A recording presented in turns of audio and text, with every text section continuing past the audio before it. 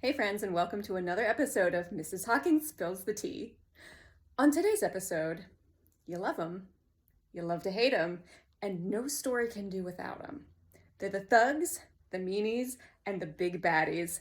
Give it up for today's episode, all about villains.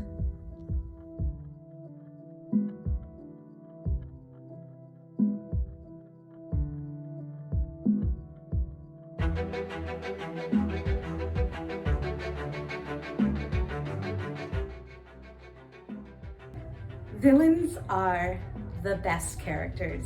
And who doesn't want to play the equivalent of Moriarty in this story? I mean, like, how else would you be able to really just gnaw on that scenery like Patti LuPone?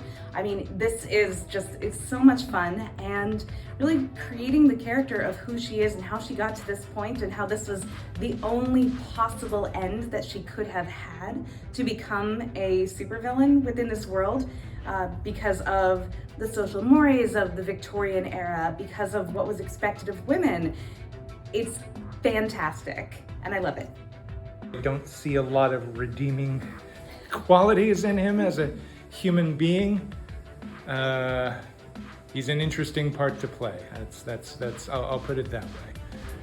He's such a smarmy, and it's a lot of fun to play because he's just like, yes, I'm Lord Cedric Brockton, and I've got everything under control, unless it's Mrs. Hawking, and then, oh no, look at me, I've lost all of my everything. And he's just so full of himself, and I enjoy his whole downward spiral. So, why will audiences love your character?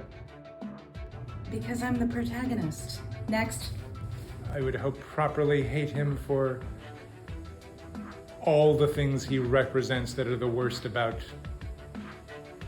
a patriarchal society.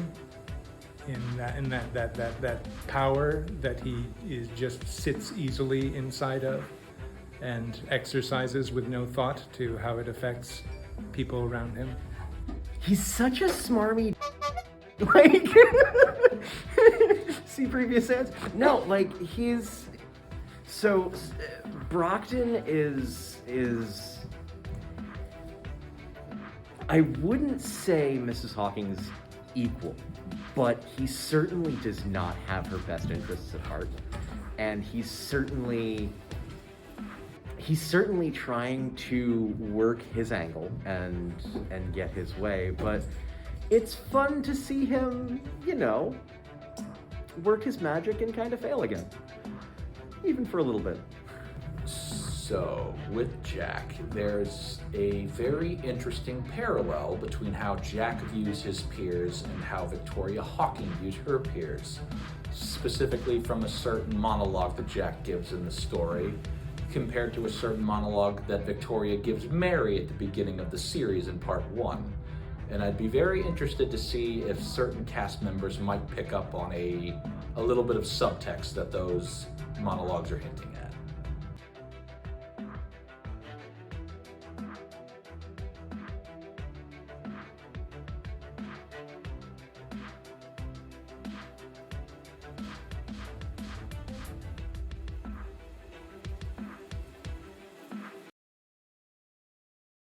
Ah, yes. Hello. I am Lord Cedric Brockton, and here we are getting ready for the day of filming.